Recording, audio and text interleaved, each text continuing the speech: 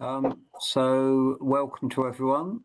Some of you will know me, those of you who don't. I'm Marcus Yeo. I'm the chair of the Field Mycology Conservation Committee in the BMS. And my role this evening is really to introduce Clare Blencowe, who's going to be talking about the Field Mycology publication this evening. Now, Clare took over as editor of Field Mycology just a few months ago at the beginning of 2025. And that was by no means an easy task, because she was sort of stepping into the shoes of Geoffrey Kibbe, who had edited Field Mycology for 25 years, I think it was, before then, and had turned it into what was a very attractive and well-respected publication. So it needed to strike a very delicate balance when Clare took over, in terms of maintaining those features of the publication that had made it so well respected, while also putting her own stamp on things. And I certainly, for one, believe she's managed this challenge very successfully. So she's going to talk about that this evening, talk particularly about some of the changes she's instigated and potential future directions. There will be an opportunity once Clare has finished her talk, which will probably last about 30 minutes. There will then be an opportunity for questions and discussion. And the way that will be handled is if people could put any questions and any comments in the chat function on Zoom. I will then pick those questions up at the end of the talk, and Clare, or possibly I, if need be, will answer them. So just a reminder, put all your questions, all your comments in the chat, and then we'll pick them up. So that's all I need to do, I think, by way of introductions. So Clare, over to you. Tell us all about Field Mycology. Thanks, Marcus. Well, I'd love to tell you all about Field Mycology, because normally Field Mycology is something that I do in this room on my own. And it's great to have a chance to talk with the Field Mycology community this evening, and I'm really looking forward to any questions that you've got at the end. So do type those in as we go along.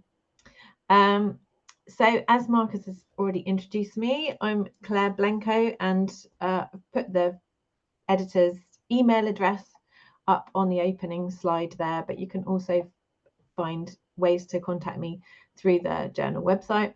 And I'm also on Blue Sky for people who are on the latest Twitter substitute.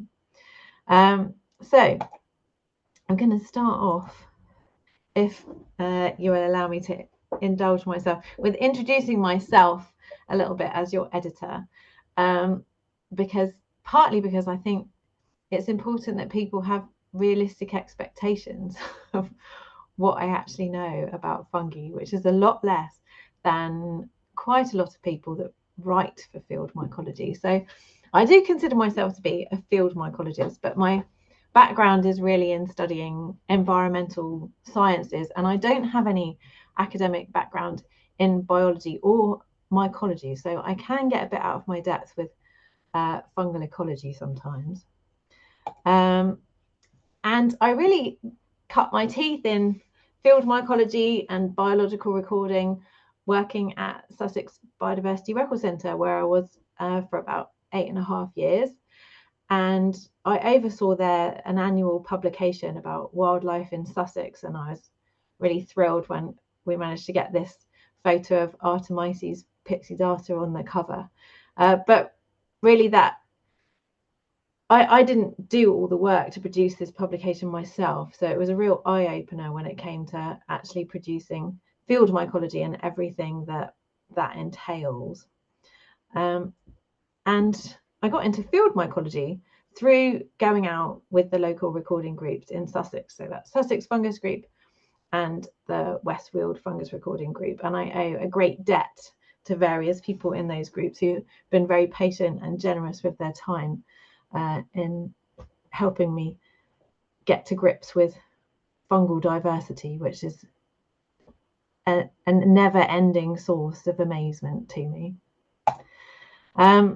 And I sort of started my journey into studying fungi writing a blog, and as a bit of a joke, I called my blog Misidentifying Fungi. So you can imagine it feels like quite a step up from this to editing Field Mycology, where I am extremely keen to make sure we don't misidentify any fungi. And I'll come back to that in a bit when we get onto the role of the editorial panel. And I think my sort of interest in fungi was sparked at really quite a young age. My mum dug this out from the back of a cupboard somewhere, a list that I wrote of fungi that we found on a fungi foray in 1988, when I think I would have been about 9.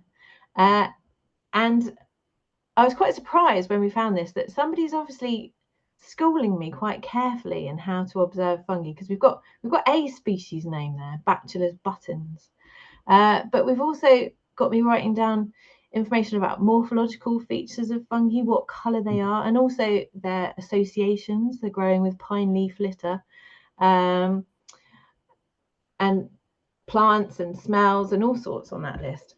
So where this kind of came from, this early interest, was under the auspices of Hazelmere Educational Museum, and I think I must have been steeped in natural history and a bit of field mycology from quite a young age, because I was a big fan of Hazelmere Museum. I used to go to the Saturday morning museum club, and if you can see that photo of the exhibit of wildflowers and how it looked in July 1946, it looked very much like that in 1988. So it was maintained continuously by local naturalists bringing in flowers from the countryside nearby. And what I discovered when I started getting into mycology myself as an adult was that Hazelmere Educational Museum actually had a really long history as a centre for the study of mycology. It was one of the locations for some of the early BMS forays. I think that one is back in 1905, that picture is. And it's got all sorts of famous mycologists there, including Swanton, who was a curator at Hazelmere Educational Museum and an early popularizer of fungi. And I actually, that book on the bottom right there is one that I bought on my first ever BMS autumn open meeting. I went along and I was amazed by the array of books that there were for sale. And this one drew me in, Fungi and How to Know Them, because I thought it was such a great title. And then it was just fantastic to find out that it was written in Hazelmere, where I grew up. So that's kind of the background. And I started getting involved with the BMS about 10 years ago, I suppose. And I really related to the history of the BMS as an organisation that was founded mostly by amateurs who were interested in collecting and identifying fungi and recording the results of their collecting in these foray lists. Obviously, nowadays, the BMS is a broad society with a very broad interest in promoting fungal science. But there's always been that focus on field mycology within the society, and a really active network of field mycologists who are connected to the society through membership or through the network of local groups. And that really appealed to me. And I know in the English language, the word amateur can have different connotations as well as these different meanings, but I'm very much a subscriber to the idea of the amateur being a devotee and admirer of the thing that it is that they're studying it for the love of it. And certainly in field mycology and in my experience in the sort of biological recording sector more generally, it's often the amateurs who have some of the highest levels of knowledge and skill and experience in studying the biodiversity of our isles, perhaps particularly the British Isles, because of the history of sort of studying natural history that we have here. So that's how I got into it. Last year, I was lucky enough to pick up a short contract working for the Darwin Tree of Life project based at Royal Botanic Gardens, Kew. So I got a bit of professional experience there, doing field mycology and also dipping a toe into the realms of DNA sequencing and reading genomes. That contract came to an end earlier this year, and I'm now working still for Royal Botanic Gardens Kew, but at the Millennium Seed Bank, and out collecting seeds for across the UK for the seed bank. So field mycology is something that I am doing alongside a day job rather than as my day job. And thinking about field mycology publication, it's one of a whole suite of publications that the BMS produces. So fungal ecology, fungal biology reviews, those are all, I suppose, what you call academic journals published under contract with Elsevier. They operate to a traditional sort of academic peer review publishing model. And then alongside that, we have this field mycology publication. And I've been really keen in taking over this role that we sort of think about and talk about the BMS's publications all together, because I think field mycology has a really valuable contribution to make to the field of studying fungal diversity. And, you know, the level of observations and novel findings that are shared through field mycology are a really valuable contribution to science, which can go far beyond just the interests of the field mycologist. So that's been something that I've had in mind as we've been exploring the future for field mycology, making sure that we're appreciating it on a par with the BMS's other publications. And I think anyone who's ever read Field Mycology will know that it was edited by Geoffrey Kibbe. And as Marcus said at the beginning, Geoffrey was editor for 25 years after it was published in the year 2000. There's a quote here that I've got from somewhere. I've forgotten where I've stolen this from, but the Field Mycology filled a long felt need for an English language magazine dealing with the observation, identification, recording and conservation of fungi.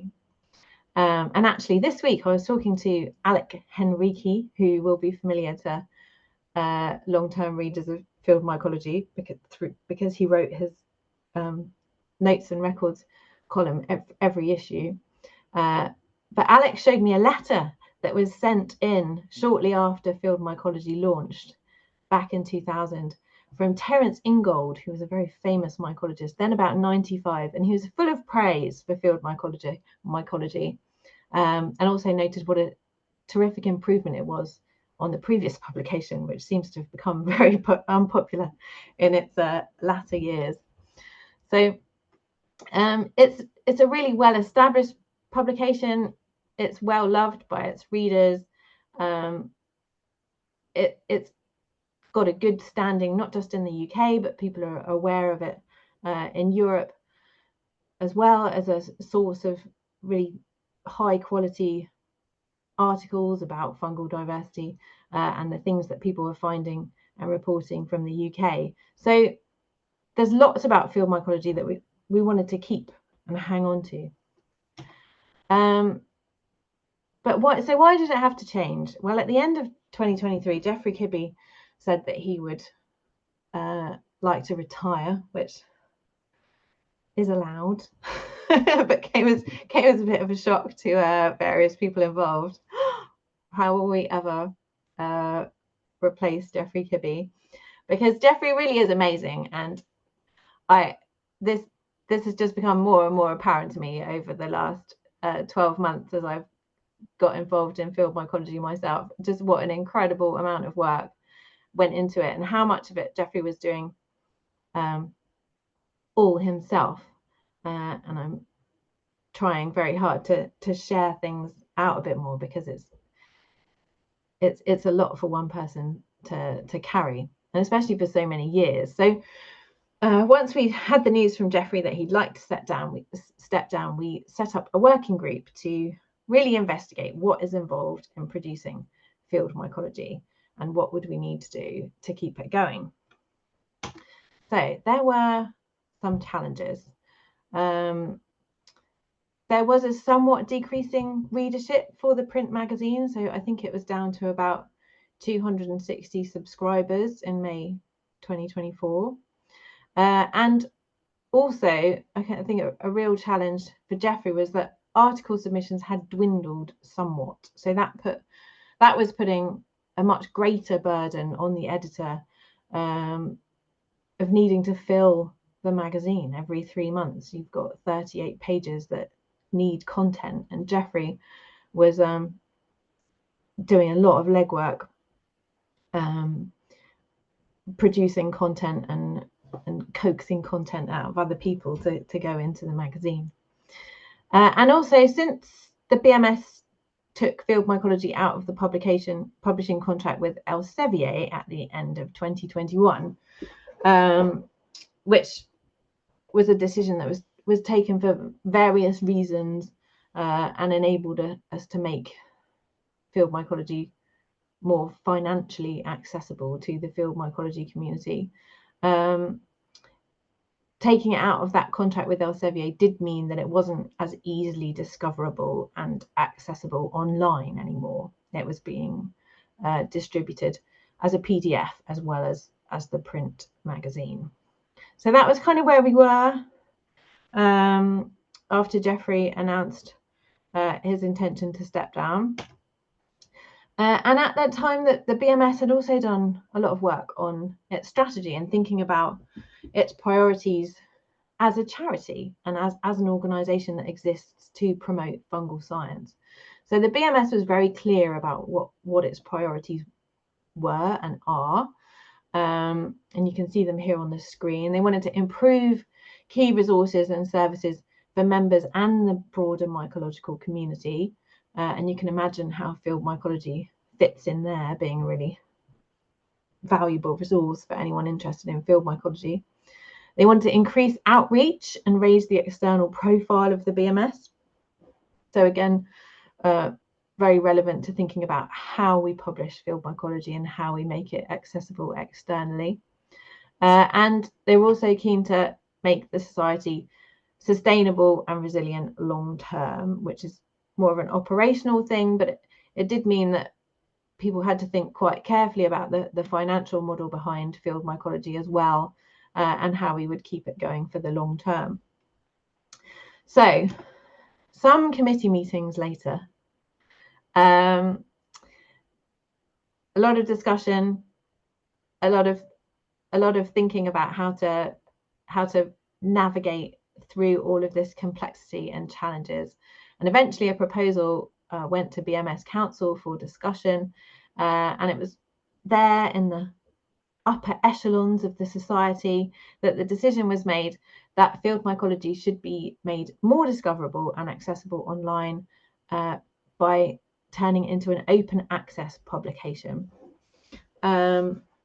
The council decided that an option to subscribe to a printed version should continue. We sort of had consulted with members through various forums over the summer of last year and got the message that a lot of people really enjoy reading the print version and consuming field mycology as a magazine. And the decision was also made that we should publish the back issues that were produced by the BMS online, as well as the new issues that we were producing from 2025.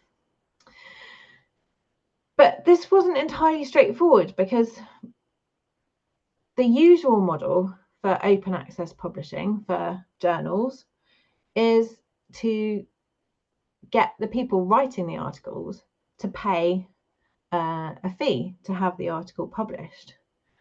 Well, when we discussed this in Field Mycology Committee and with interested people, we were very clear that this was never an option, because most people are writing for field mycology for the love of it.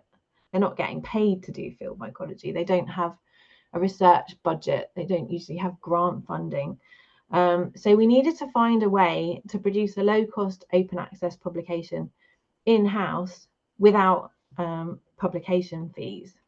How do we do that? Well, we came across this open journal systems, which has been developed by something called the Public Knowledge Project. And we came across this because it's the same system that the Botanical Society for Britain and Ireland use for publishing British and Irish botany. And this, after some investigation, we realized was ideal for our needs. It does everything that we need to do to publish an open access journal, and it's also relatively low cost to subscribe to a system that will host a website for us. And it integrates with other online publishing infrastructure so that you can publish articles with digital object identifiers, or DOIs. So these are permanent web links for articles, which makes them easier to find and reference in future. And those DOIs require membership of an organisation called Crossref, which I'm going to come back to a bit later in this talk. And it also includes the option to link articles to ORCID's unique IDs for authors. So a really sophisticated and powerful system that's actually very flexible, and you can set it up almost how you like. So that was the sort of technology and the plan sorted. But producing a high quality publication like Field Mycology isn't just about the system and how you get it printed and all of that stuff. It's about having the right people involved. I feel very strongly that Field Mycology is a publication for the field mycology community, and it needs the field mycology community to be engaged with it in order to be good. So one of my sort of red lines, I suppose, was when it was discussed about whether I would become editor of Field Mycology.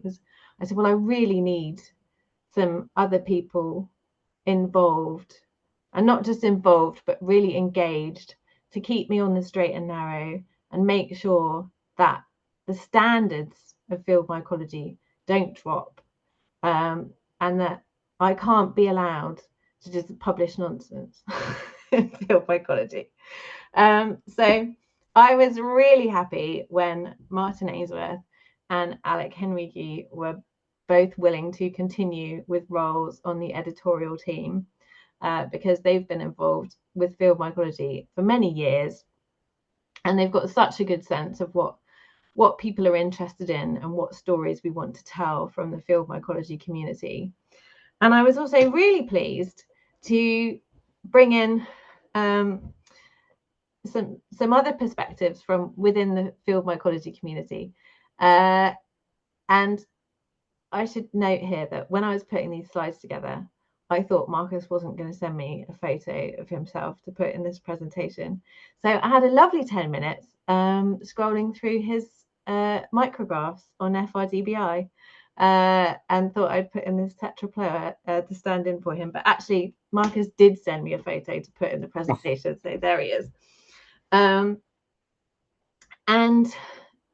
I think this sort of wider editorial team is a real asset to Field Mycology publication, because we've got representation of people with quite diverse interest in fungi.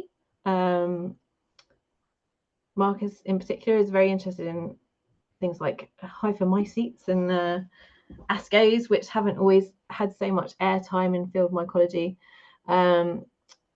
I know Jeanette has done a huge amount of work on fungal conservation with the Northwest Fungus Group, and David Harris is very involved with the DNA barcoding network.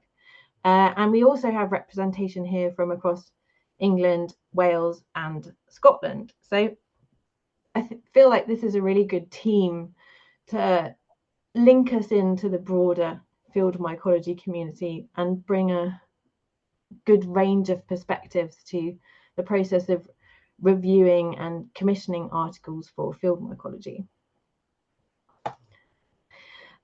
So there we go, we've got the system, we've got an editorial team, just need to make a magazine. How difficult can that be? And honestly, I had no idea how we were going to do this. It was based largely on Googling things and clicking around to see if we could get the software to work, which I was really relieved when the software did work. We went with a system called Affinity Publisher 2, and we decided to make this switch to a different software package because it's free for eligible non-profits. So that felt like a really good direction to go in for the BMS being a charity. And it's also pretty sophisticated software, so it takes a bit of learning, and I'm still on that journey, haven't fully got to grips with everything that the software can do, but it certainly has the capability to produce a magazine with the same sort of finesse that it had before. And we also worked with the folks in the BMS office and they put together all the sort of infrastructure on the website to enable people to subscribe to this new version of Field Mycology. And there's a key difference here in that if you wanted a subscription to Field Mycology, it used to be that you'd just request it as an add-on to your membership when you renewed your membership. And the BMS changed its approach to membership this year, managing membership this year, as well as getting the new website. So that meant that the system for subscribing to Field Mycology needed to change as well. So now it's a separate standalone subscription. And I hope everyone's got that message now, because we've tried various ways of getting that message out to the BMS membership that if you want to subscribe to Field Mycology, you need to go onto the website and subscribe that way. Or we have also included in the front of the magazine the phone number and postal address if you're not someone who uses the internet and wants to get in touch with the BMS about setting up a subscription to the print magazine. So that option is there for people who want it, but the price is different to what the price was before.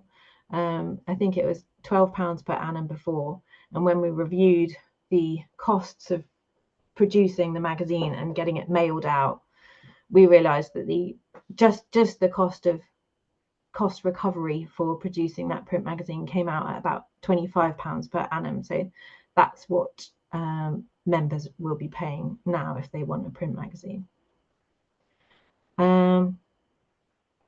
And this is kind of what the new Field Mycology website looks like, using that OJS technology that we've got set up in the background.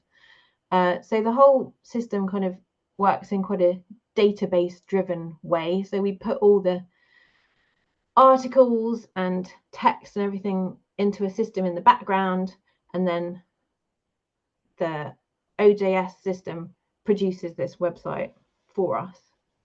And it's very editable, it's very flexible, and to be honest, could spend weeks probably exploring the capability of the OJS system and all the different bells and whistles that you can use with it. But we've gone with a pretty vanilla,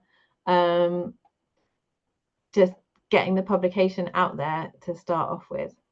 And you can find it at fieldmycology.org. And all the back issues are also now online, and you can find those on the same website under archives. Now, those are just on the archives tab, those are just the back issues that were published by the BMS in-house. The previous issues up to, I think, 2021, published under contract, published by the BMS, but through a contract with Elsevier. They are also available open access, but they're on the Elsevier website. So you need to click on the Elsevier archives tab to find a link to those ones. There they all are, the recent back issues. And I also wanted to say thank you here to Anna Basicalupo, Lucas Large, and Marcus, who helped out a lot with getting these back issues online, because every article had to be handled individually and uploaded to individual issues with all the correct publication metadata and data publication. And this was a substantial amount of work, tens of hours, which couldn't have done without some help. And I'll just mention here that with setting up this website and publishing the articles online, we're starting on a journey with Crossref. This is getting a bit technical, so I don't want to be really boring. But Crossref is a non-profit membership organisation that exists to make scholarly communications better. So field mycology is, in this context, a scholarly communication. And Crossref exists in order to make it easy to link articles, find articles, cite articles, etc. And how it all works is by having a standardized system for maintaining and updating metadata. Now, what is metadata? Metadata is data about what you're publishing. So the articles in Field Mycology have loads of data and information in them about the fungi. The metadata is data and information about the article. And it's broken down into all these different types of data. So at the moment, we've been pretty simple with the metadata that we've entered into the BMS website. But this one article was submitted with keywords and an abstract. So it's a good example of the types of metadata that we can currently work with in Field Mycology. So here you've got your author name, and you can include their author affiliations, which at the moment is just plain text. But it is possible in the system to define author affiliations through something called a RAW ID, a Research Organisation Registry. We can add author names either just as plain text, or we can add them using an individual open researcher and contributor ID, or an ORCID. And what that does is, if authors choose to register an ORCID, they can link everything that they've published together. Which, you know, if you read an article and think, oh, this article's great, I want to read everything this person's written, it's probably like relatively easy if their name's like Clare Blencowe or something. But you know, if they have a more common name that might be shared by many people, it can be difficult to disambiguate articles by different people. So an ORCID allows very precise linking of articles to individual authors. Then we've got the DOI, and it's a sort of requirement of Crossref membership that we display this unique link on the article homepage. We can add keywords, which this is the only article in Field Mycology that has keywords at the moment. I thought it would be an interesting trial of the system, and the keywords were supplied by the author with their submission. And we can also feature abstracts in Field Mycology, which we never have before, but again, this article was supplied with an abstract, so I thought, why not put it in? And the advantage of having an abstract here is it enables search engines to get a better handle on the content of the article, and when you're searching for things that you might be interested in, the abstract will make it quicker and easier to see if this is the type of article that you're looking for. And also, you can't see it on this page, but references are an important element of metadata, and actually linking references is an obligation of Crossref membership. So new members of Crossref are asked to ensure reference linking is set up within 18 months of joining. So this will be quite a significant change that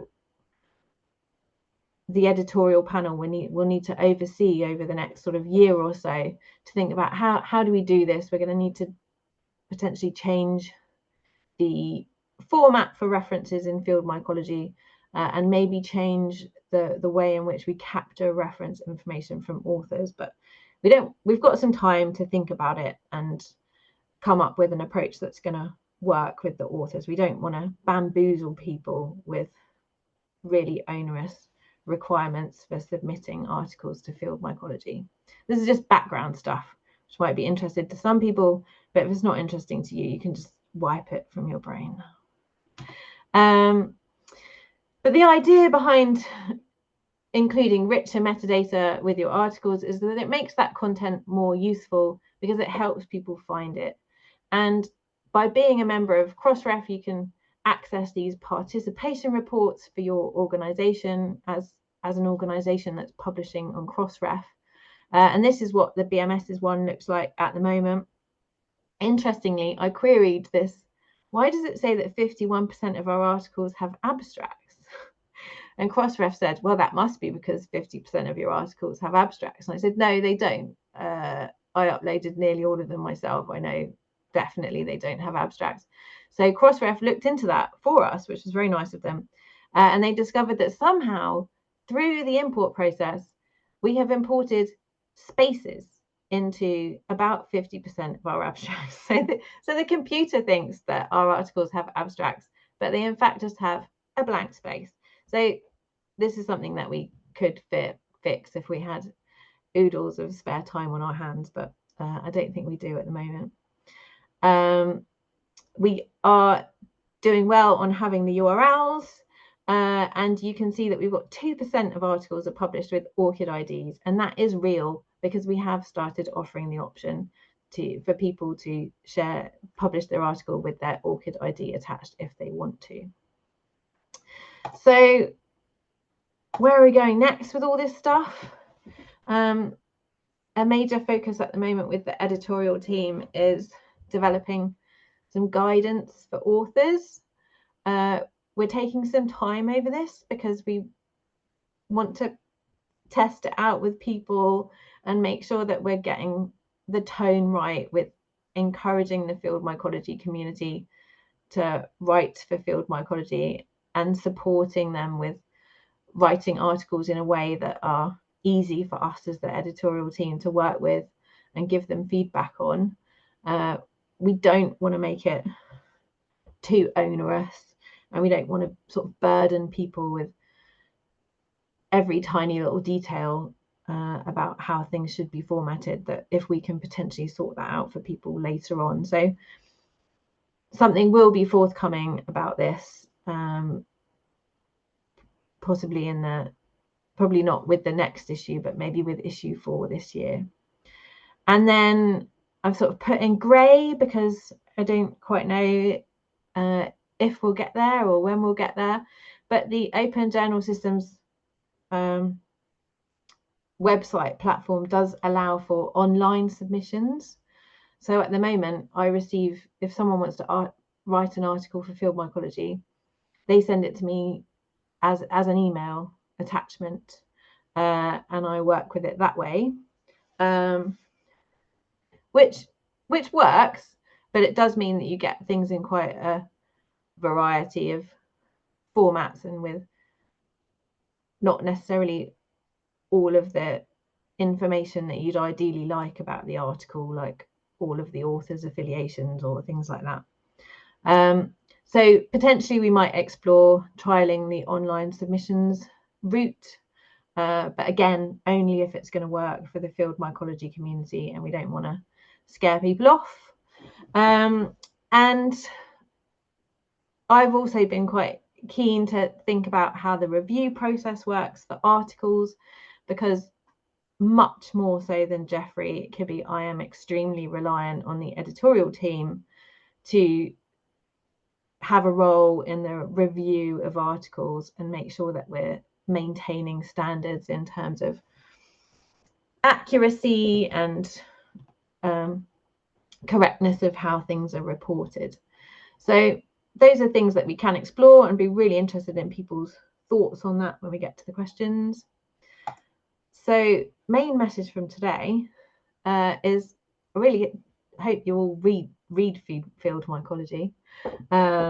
This is what it looks like in a paper form, slightly smaller than B5, but it's a nice thing to hold in your hands. But it's also free to read online via the website, and I hope that you'll tell all of your mycologically minded friends about Field Mycology and encourage them to take a look at some of the articles that are coming through. And that's it from me, and on to questions. I'm going to stop sharing. Great. Well, thank you very much, Claire, for that overview of what you've been doing for the past, well, more, I was going to say 6 months, but it's actually been a lot longer than that, hasn't it? So yes, we're now open for any questions or comments for people. So as we said earlier, please do just put those in the chat, and Claire and I will attempt to answer them. While we're waiting for people to do that, rather than sit here in awkward silence, I've been busy preparing my own list of questions for Claire, which would probably make this sound like a job interview now, Claire, if we're not careful. But it would be worth perhaps exploring more about where you see the publication going under your editorship. So what are your thoughts on the type of articles you'd like to see? So you've talked quite a bit about the process, but what do you want to see by way of content? Well, this is dangerous now, because I'm going to start voicing thoughts that I've had in my head but have not yet shared with anyone else. But all right, I have been looking around at how some other societies work, and I've noticed that societies like the British Lichen Society and I think BSBI as well, they have these kind of hierarchies for describing ologists' levels of skill and interest, from sort of, you know, national experts at the top of the pyramid, and then maybe county recorders, and then, you know, people who would have the skills to key things out in the sort of equivalent of Funga Nordica or something, and then field mycologists who are perhaps using pictorial guides and things, more of them. And I think it would be interesting to think about where we're pitching articles in field mycology to people with those different levels of skill and interest, because there aren't that many pages in each issue of field mycology. It's 38 pages, so there is a limit to sort of how much we can fit into it and how many different audiences we can appeal to. And personally, I think field mycology has a really important role to play in sharing information about species that are new to Britain, also taxonomic novelties we can publish. We're all set up for it now. So I think field mycology has a really important role to play in publishing those sort of perhaps more niche, very kind of specific type of articles, albeit with lovely photos and nice engaging descriptions. But I am keen to explore how we can also incorporate articles with that are readable and understandable by people with different levels of skill and experience in field mycology. Because I remember when I first started subscribing to field mycology, I would read Alex Notes and Records. That was the only bit I could understand. And every once in a while there'd be like a really nice article about some group of fungi or how to key out Pluteus or something, and I'd be like, oh right, yeah, I can do this. So I think just exploring how we can maintain that ladder of different content. sounds like a good idea to me. So that's one we can certainly discuss more with the editorial board. we've got a couple of questions coming through. So Alex is asking in the chat, do you ship the printed version of Field Mycology internationally? And if so, how much does it cost? I believe the answer is yes, but that would have to be a question for the BMS office. I don't see any reason why not. Yeah, I'm 99% sure the answer is yes. Yeah. And they can advise you about the shipping. So if you contact them, they'll be able to answer that question. Yeah. And then Linda, this is a question that's very relevant. Linda's asking, will you be featuring articles for beginner field mycologists? Well, one thing I have learned, which sounds stupid to say it's something I've learned because it's obvious when you think about it, is field mycology can only feature the articles that people write.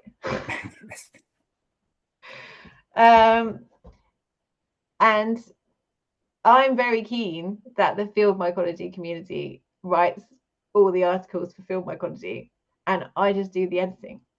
So I suppose it's a bit of a rhetorical question, really, of if people have got an idea for those kinds of articles, happy to discuss it. I think perhaps very beginner level articles, because they tend to be more evergreen, could perhaps have a home through the BMS website or through the outputs of the BMS's fungal education and outreach committee, because I know they're always thinking about how to make information for beginners more accessible. And in the past, the BMS has produced kind of standalone documents aimed specifically at beginners about how to do field mycology. So I think that one's kind of to be explored, and I don't have a sort of yes or no answer to it. You'd certainly be, from what you're saying, very receptive if people had suggestions or were willing to write articles in particular that we can tick that box. Because we certainly do want to make sure we're not just appealing to people who are already experts. So Linda, yes, if you or anyone else would like to volunteer to write something, then that would be very worthy of consideration in the publication. And you've got an okay, there you go. Right, if anyone has other questions, any other comments, please keep them going into the chat. Otherwise, I'll continue with my rigorous job interview of Clare. So, Clare, where do you want to see field mycology end up under your editorship? If you were looking, say, 5 years ahead, and I'm being really unfair in asking this, but what would you like to see in that period? Honestly, I think where I'd like it to end up is, and not, in maybe on that sort of 5-year timescale, is being able to give the editorship to somebody else. And it's, not because I've had enough of it. I'm really enjoying it, and I'm really keen to explore what we can do with field mycology and how we can grow the community of people that are writing for it and people that are reading it. But just hypothetically, feeling like you can approach that situation of a transition in editor and it not being terrifying and a bit of a nightmare. So some of this boring stuff that I've been talking about the website and what software we're using, in my mind all the time with those things is how easy would these things be to hand over?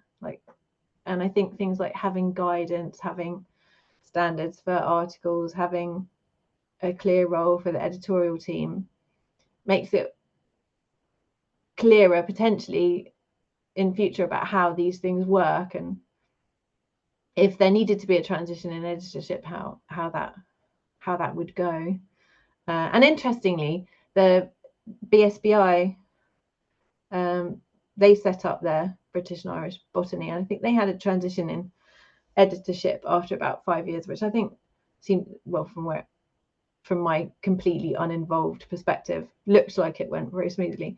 But yeah, that's probably not the answer you're expecting. I mean, speaking personally, I do think the way you're trying to build a team of people who are helping to oversee the editorship and support you as the chief editor is great, because that does mean it's more resilient, and it does mean that when eventually you hand it over, it is going to be a lot easier. But if you're going to follow in Geoffrey's footsteps, of course, you do have at least 24 and a half years to go. Yeah. Right. One more question coming in from Timothy. Have the editorial team a means of obtaining feedback from readers on what sort of articles they like? No, not really. And I have one that sort of part of the motivation in having a session like this is to explore ways of getting feedback. I'm not. Has anyone got any ideas for how that could work? Have you got any ideas for how that could work, Marcus? Turning the tables on me now, quite right too. I guess thinking off the top of my head, we could do it in various ways. I mean, of course, anyone presumably can always email you as editor with suggestions. But I think at some stage, perhaps we ought to try and do something a bit more structured in terms of seeking feedback from people. Linda's just pointed out there in the chat, you could ask for feedback in your editor's introduction. I think that's worth doing, because the more feedback we get and the more input on what type of content people want to see, the better. So I guess that's one for us to take away and think about. Yeah. But in the meantime, please do, anyone who's got ideas, do get in touch. I did have 2 nice bits of feedback from the first 2 issues. So the first one, after we published all the back issues, I got an email from Michiel Noorderloos, who's the sort of world expert on entoloma, saying that amongst those back issue articles, there was one about a species of entoloma that he hadn't, I think he said he hadn't realized that it had been recorded in Britain, and also he hadn't seen the photos that were in that article before, and he would like to be in touch with the author to request permission to use those photos in his monograph. So I thought that was a really nice thing, and we were able to facilitate that for him. And then also, just after the last issue, there was a short article with a report of Calibiopsis subpruinosa, which is a somewhat nondescript looking sort of gymnopus type thing, that had been reported from Winchester, and one of it wasn't new to Britain at that point, but there were not very many records from Britain, and someone had emailed the author of that article saying that they'd found something that they think was the same species, and they were very interested to read that report, and they were trying to get their specimen DNA sequenced in order to confirm the ID of that one. So that's the kind of feedback that really floats my boat, because it's like, people are really getting something out of these articles, and it's helping them along the way to whatever particular thing they're studying. Yeah, no, that's very positive and very gratifying for you as editor to know that it's having that kind of impact out there in the real world. But I've no doubt, I mean, all the feedback I've had, and you're seeing it in the comments in the chat here, Claire, is overwhelmingly positive. People really do like what you're doing. All positive. I haven't looked in the chat because I was scared to see all the negative questions. There is no negative ones. Yeah, there's quite a lot of positive comments there saying well done. And the very last comment there from Raymond is well done, long may it continue. Oh, that's nice. I can only say hear to that. So yeah, you've only been doing the job 6 months, but that's you're already putting your stamp on the publication, and I've no doubt you will continue to do so, whether that's for another 5 years or 25 years. So, but I think we will leave things there this evening. Just remains for me to thank you once again, Claire, for sharing your thoughts on what you're doing with field mycology and where you'd like to go in the future. Thank you very much. Thanks for having me, and thanks everyone for dialing in. Okay.